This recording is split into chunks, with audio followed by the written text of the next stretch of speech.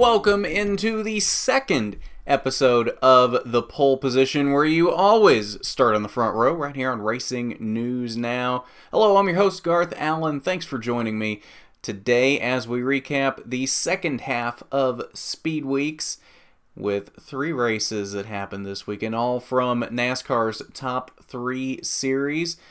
So let's go ahead and jump into things right now. We'll start off with Friday night's Camping World Truck Series race, the 19th annual NextEra Energy Resources 250, 100 laps, 250 miles from the Daytona International Speedway.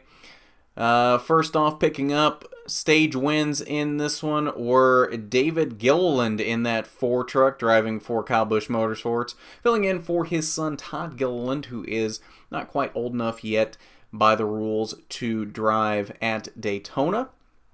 And Johnny Sauter picking up the other stage victory in stage number 2. Johnny Sauter also picking up the race win on Friday night, his 3rd from the Daytona International Speedway, the last one coincidentally coming in 2016 that helped springboard him to his Camping World Truck Series championship in 2016. So it'll be interesting to see if this Daytona victory does the same thing as the one back in 16 did. Justin Haley, his teammate, coming home with a strong second place finish. Joe Nemechek with an impressive third place finish in his 87 truck. Ben Rhodes back to his old number of 41, finishes in the 4th position, with Scott Lagasse Jr. in an impressive 5th place finish. Rest of the top 10, Grant Enfinger in 6th, our pick for this one, with a strong 6th place finish. Spencer Davis in his first truck race ever comes home in the 7th position. Dalton Sargent, the rookie, the highest finishing rookie in the race, finishes in 8th. Jordan Anderson with a very impressive 9th place finish. And Justin Fontaine rounds out the top 10. Now we'll go ahead and scroll through the rest of the finishing order over here on the left side of the screen as we look through some other notable finishes down through the rest of the field. Corbin Forrester, who seems to be becoming a fan favorite, finishes in the 16th position. Cody Coughlin in his new ride with Thor Sport in the 2 truck finishes in the 17th position. Matt Crafton, with a lot of bad luck on the night, comes home in the 19th position. David Gilliland, who we already mentioned, winning stage number 1 in that 4 truck for Kyle Busch Motorsports, comes home in a disappointing 21st place finish after some disappointment near the end of the night. Clay Greenfield ran a partial schedule last season. We didn't see much out of him in his few starts last season. And then all of a sudden shows up at Daytona this weekend and has all kinds of speed. Started 3rd for this race, was up front most of the night, gets taken out in a late wreck. Not indicative, the 22nd place finish, not indicative of where Clay Greenfield ran most of the night and the speed that truck had.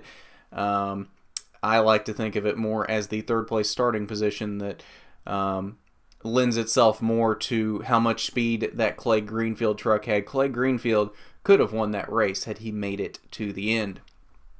Noah Gragson, running the full season, looking for a Camping World Truck Series championship this season for Kyle Busch Motorsports, comes home in a disappointing 23rd place finish after some disappointments late. Myatt Snyder in his first race on his full season campaign for Thor Sport in that 13 truck comes home in the 24th position after more bad luck for him as well.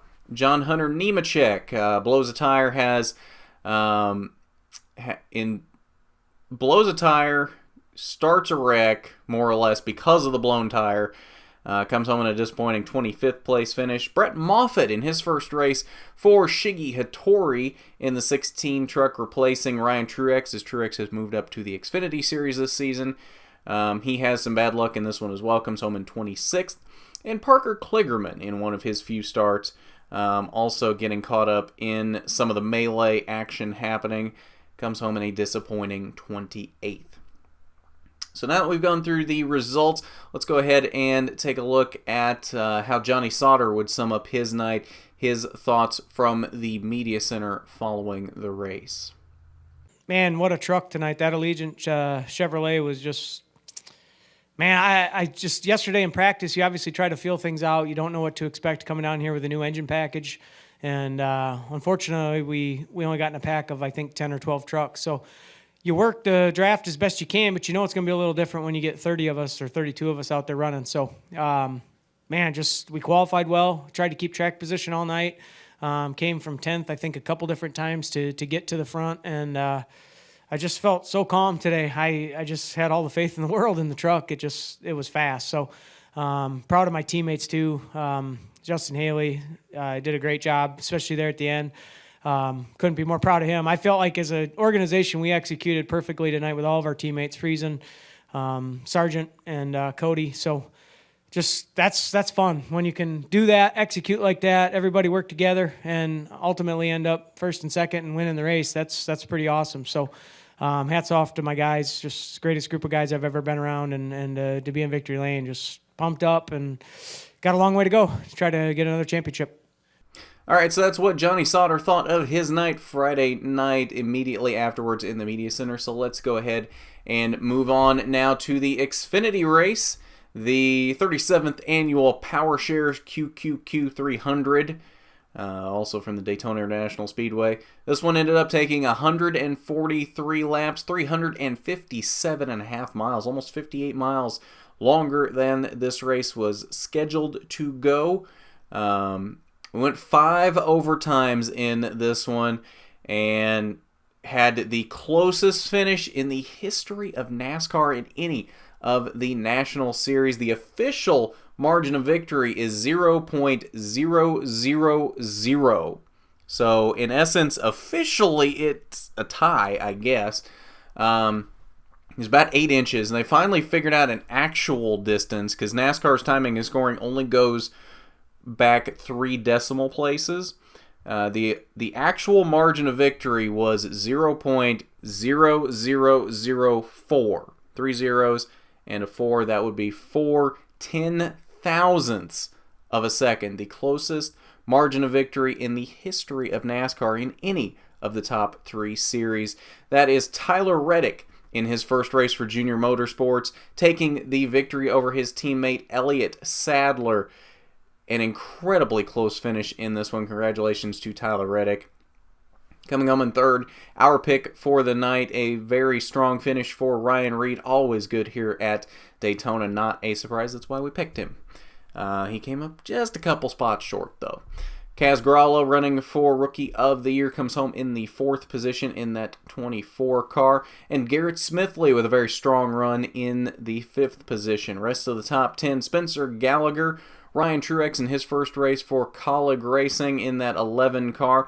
Daniel Suarez comes home in 8th, Ross Chastain in 9th, and Brandon Jones in his first race for Joe Gibbs Racing in that 19 car rounds out the top 10.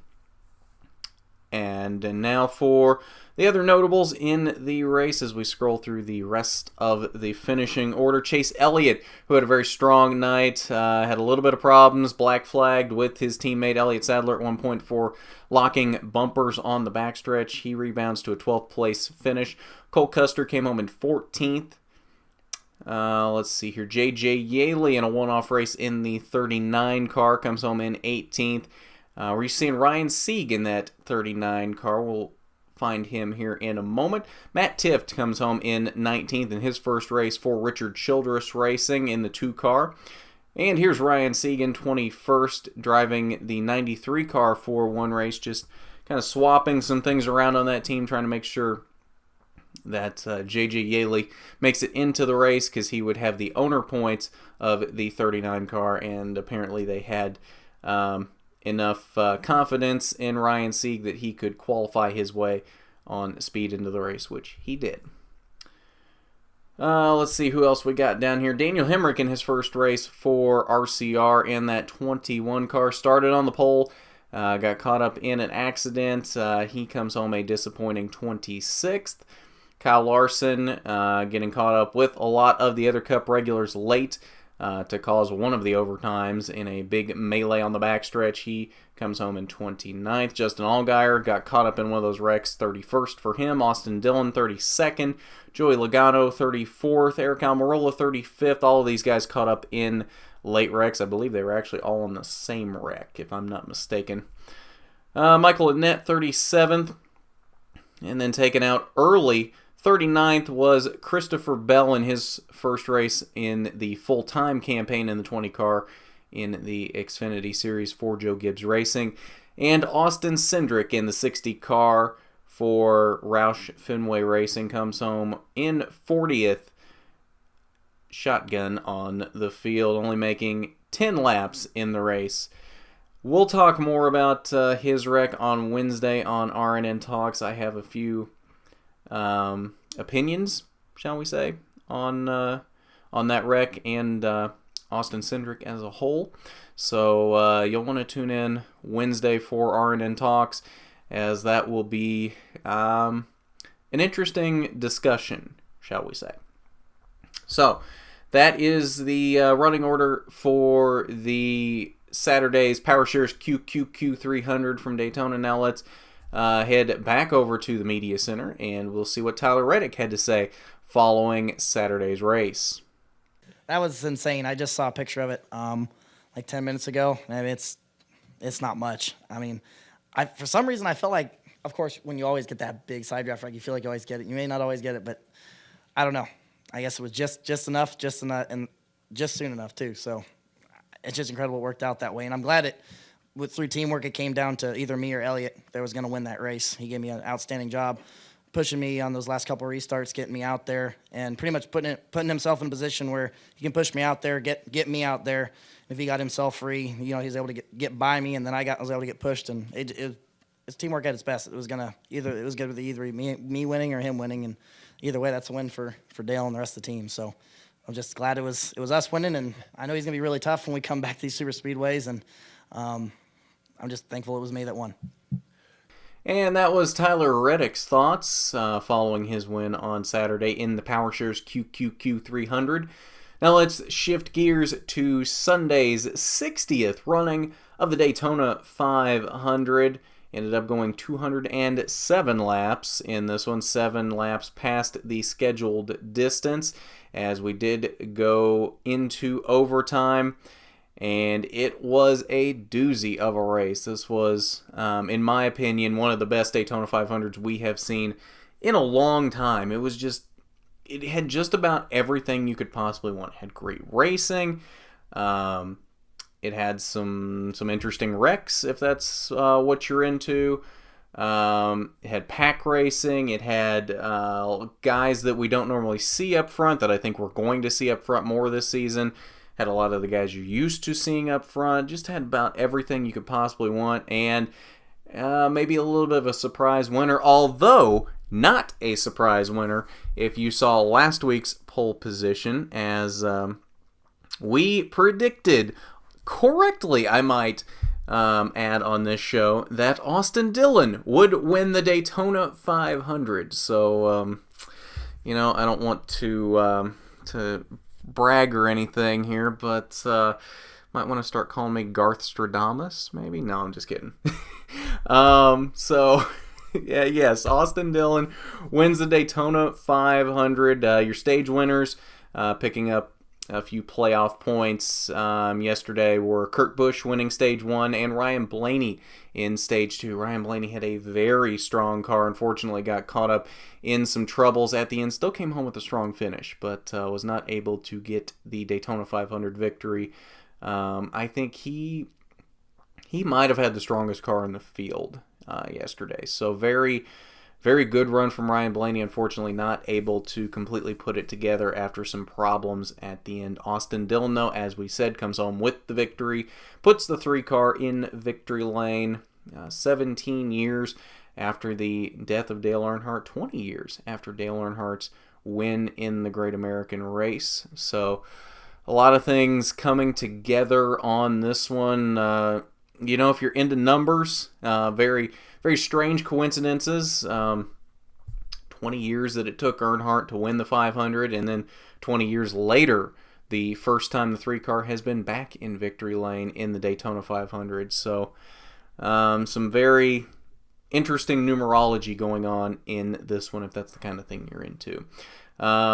Lots of history, though, here at the very top as Bubba Wallace comes home in second place in his first race in that 43 car for Richard Petty Motorsports.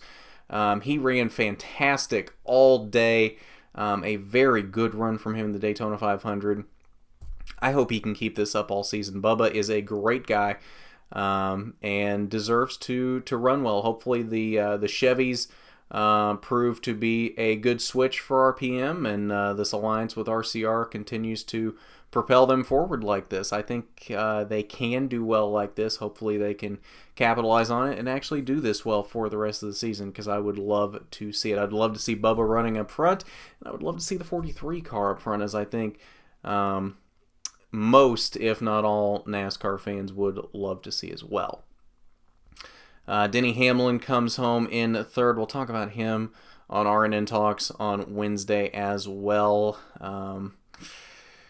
The way he and Bubba came across the line, I have some opinions on that as well that stem back further than just the finish of the Daytona 500, so we'll talk about that on Wednesday as well. Joey Logano comes home in strong fourth place finish, and Chris Buescher, congratulations to Chris Buescher coming home with a strong top 5 finish. I don't think a lot of people probably would have picked him for a top 5 in this race, but as we've seen in the Daytona 500 the last few years, there can be some names you don't expect in the top 5 and the top 10 just because it becomes an attrition race, and it's just who's left at the end that hasn't gotten caught up in a wreck. Paul Menard had a very strong car all day, comes home in the 6th position, his first run for the Wood Brothers.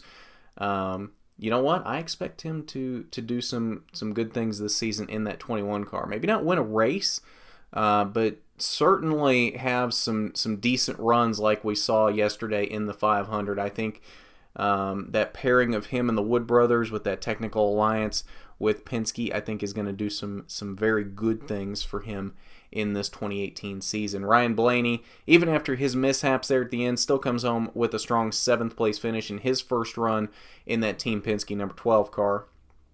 Ryan Newman, Austin Dillon's teammate, comes home in 8th.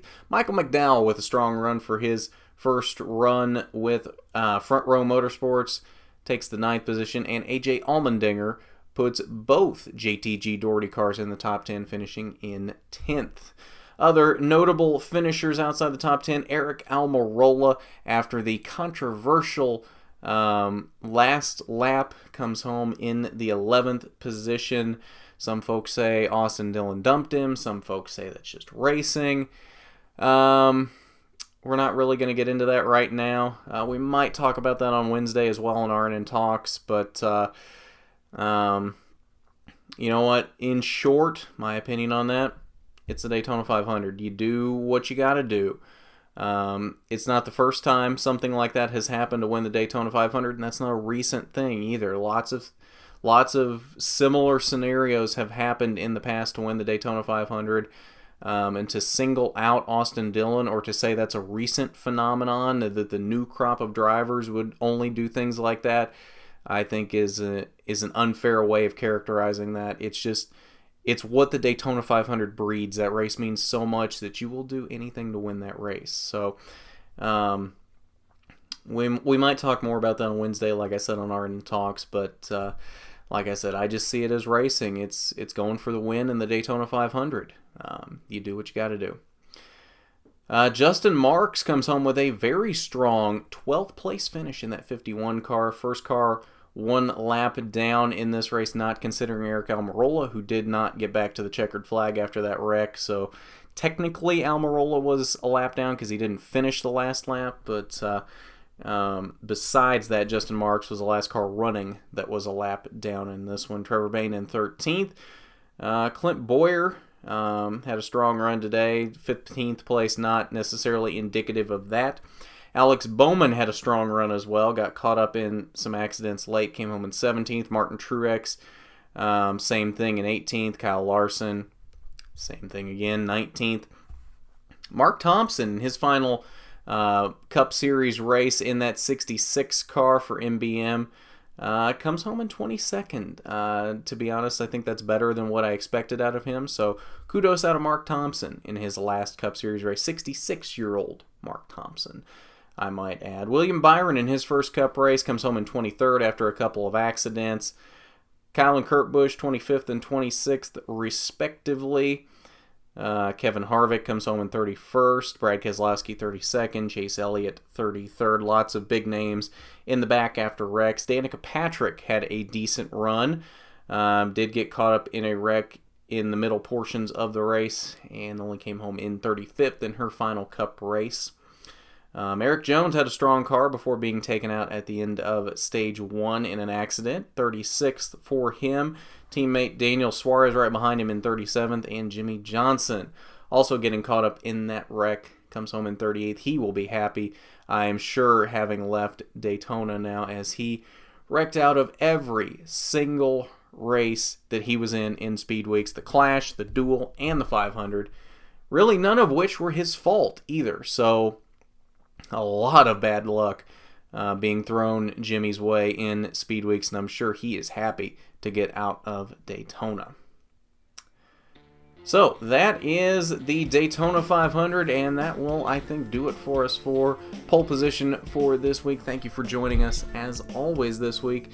Be sure to tune in on Wednesday for RNN Talks. Like I said, we're gonna talk Austin Cindric. I have some opinions on Austin Cindric. I have opinions on Denny Hamlin.